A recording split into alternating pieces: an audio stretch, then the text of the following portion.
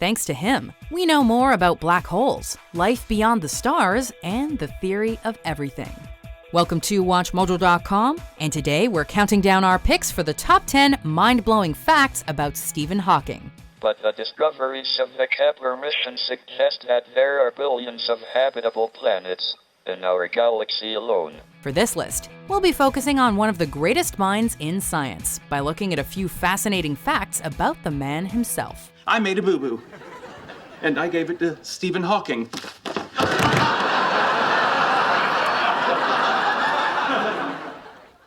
Great. Another fainter. Number 10. He believes in aliens. In your estimation, what's the probability of finding intelligent alien life in the next 20 years and why? The probability is low. Probably. The universe is dizzyingly immense, something Stephen Hawking knows as much as anyone. With that in mind, Hawking thinks it's very likely that intelligent alien life exists somewhere. However, while the cosmologist believes in that possibility, he also thinks humans should be careful about trying to contact them. Why? Because he posits that such life forms would likely try to destroy us, or at least ravage Earth for resources. In 2010, Hawking publicly stated his concern, comparing invading alien civilizations and the effect on humans to Columbus landing in America and the effect on Native Americans.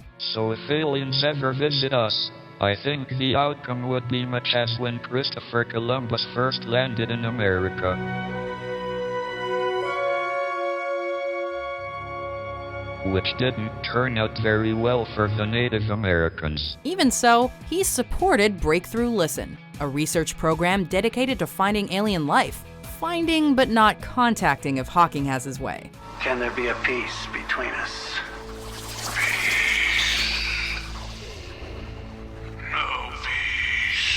Number 9. He's a pop culture icon.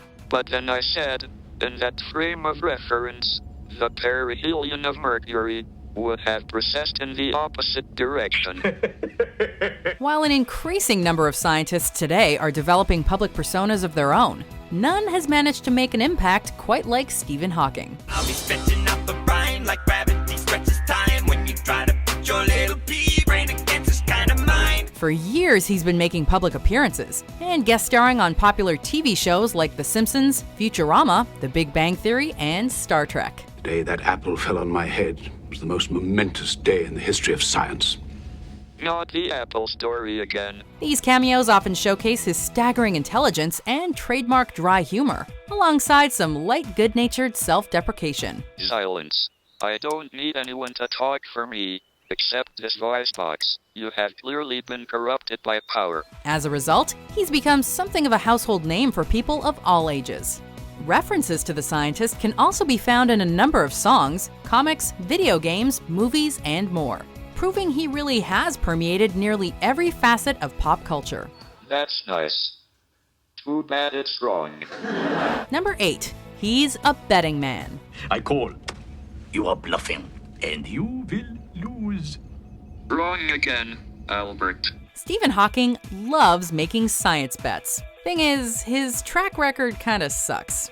For example, he once bet that the existence of the Higgs boson would never be proven. FYI, the Higgs boson was found by CERN in 2012 thanks to the Large Hadron Collider. Before that, Hawking teamed with fellow theoretical physicist Kip Thorne in a bet against John Preskill about the black hole information paradox. Basically, the question was, does the information that falls into black holes get destroyed? Hawking and Thorne said yes, Preskill said no. Though the original bet went public in 1997, it wasn't until 2004 that Hawking officially conceded, admitting his opinion on the matter had evolved. For his win, Preskill went home with a shiny new baseball encyclopedia. All right, a little gotta something, have it. something Gotta like have it. this. Number 7. He was a mediocre student. Stephen, are you aware that you've voluntarily embarked upon a PhD in physics at the most prestigious college in England? Yes. Oh, I thought maybe you'd slept through the induction or something. Like many of our greatest thinkers, school was initially not a great time for Stephen Hawking. He was, at best, middle of the pack when it came to his grades. Have you even bothered, Stephen? In 2010, Professor Hawking readily admitted that he was a lazy student, from grade school all the way to his time at Oxford, and didn't really learn how to read until he was 8. I wasn't the best student at all.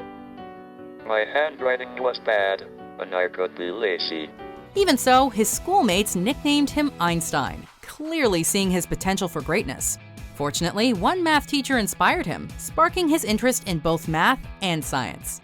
There was an inspirational maths teacher, Mr. Tada. He opened my eyes to the blueprint of the universe itself. Once he was diagnosed with ALS, Hawking really began to consider his own mortality. So he focused on his work to make something of himself in the time he had left. I have spent my life attempting to unlock the mysteries of the universe. Number 6. He was a star rower. While at Oxford, a young Stephen Hawking was finding himself bored with classes and in need of social interaction. In an effort to try something new, he joined the school's boat club. Before his illness, he was one of the most important members of the crew, the coxswain, which, with his strong voice and slight build, was an ideal role for him. Hawking actually proved to be a bit reckless, steering his crew through narrow spaces and often damaging the boats as a result. One of his crewmates even labeled him the adventurous type.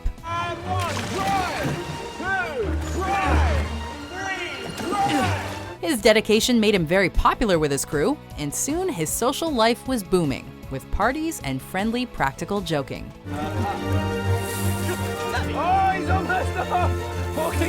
Number 5. He's British. The casting of British actor Eddie Redmayne as Hawking for the 2014 biopic The Theory of Everything may have surprised some people.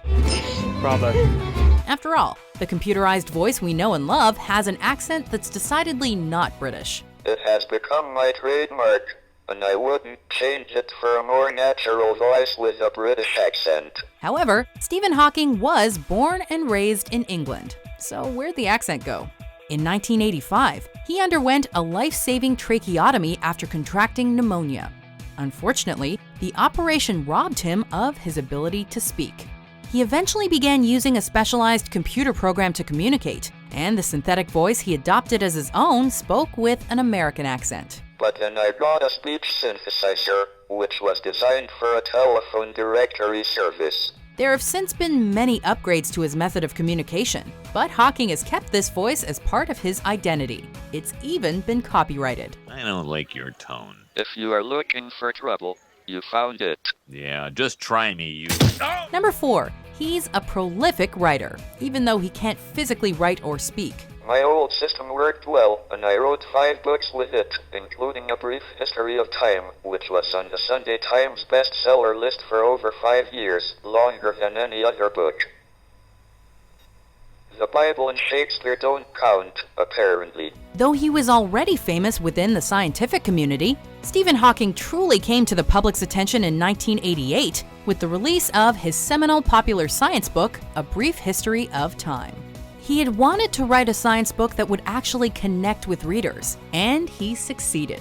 Covering everything from black holes to quantum theory, it became a bestseller, spending almost 150 weeks on the New York Times bestseller list and selling over 10 million copies. And it's been suggested that Stephen Hawking stole His Brief History of Time from my 4th grade paper. However, what's even more impressive is the fact that this comprehensive work was completed after Hawking was almost fully paralyzed and unable to speak. He's since gone on to author many other books, including George's Secret Key to the Universe, a science book for children. Number 3, his speech synthesizer is state-of-the-art. Who is talking to me right now? Is it you, or is it a sentient computer pretending to talk on your behalf? It's me. Although it's not his own, Stephen Hawking's synthesized voice is instantly recognizable to anyone who hears it. It's a little hard to read your tone of voice. When you say that, are you being sarcastic? Yes. That's because, despite his medical issues, his amazing speech-generating device allows him to communicate. The first model worked entirely via a clicker clutched in his hand, which let him select words and commands on a device attached to his wheelchair. However, ALS ravaged Hawking's body, ultimately robbing him of the use of his clicking hand. This resulted in an update that allowed him to choose words by moving his cheek muscle. As his condition declined further, a crack team at Intel added more updates thanks to much trial and error. ultimately making it possible for him to more quickly open documents, construct sentences, and prepare full lectures.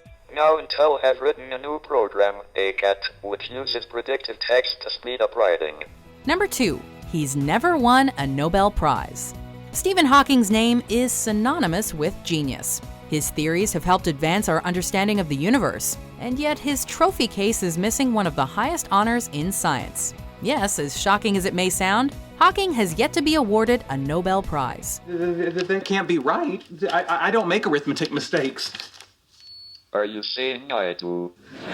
But don't worry, he has earned some other great distinctions, becoming a Fellow of the Royal Society in 1974, and receiving 12 honorary degrees over the years, for example. I have never won a Nobel Prize. Oh, wow, that doesn't seem fair. It's fine. I've been on The Simpsons. However, his best-known work is the theory that predicts that black holes emit radiation, nicknamed Hawking radiation, and are gradually evaporating. Because Nobel Prizes are reserved for confirmed discoveries, and Hawking radiation is still technically theoretical, no award has yet been granted. You've stated that you believe there could be an infinite number of parallel universes. Does that mean that there is a universe out there where I am smarter than you? Yes, and also a universe where you're funny. Number 1. He's alive. After noticing some newfound clumsiness and slurred speech, Stephen Hawking was diagnosed with Lou Gehrig's disease, also known as amyotrophic lateral sclerosis, or ALS, in 1963. The doctors told the ambitious 21-year-old that he only had 2 years to live. Shortly before this bad news, he'd met a pretty girl at a party. Despite his diagnosis, he and Jane Wilde began dating and were soon engaged, which Hawking credits with giving him something to live for. Against all odds, Hawking continued to try to live normally for as long as possible. ALS did eventually take its toll, but not his life. Thanks to groundbreaking technology and the help of family and friends, over 50 years later, he's still defying the odds. Look what we made. Do you agree with our list? What other mind-blowing facts about Stephen Hawking did we miss? Another award. What can you do? For more brilliant top 10s published every day, be sure to subscribe to WatchMojo.com. You've got no idea what you're messing with here, boy. I got 12-inch rims on my chair, that's how I roll, y'all. You look like someone glued a mustache on a troll.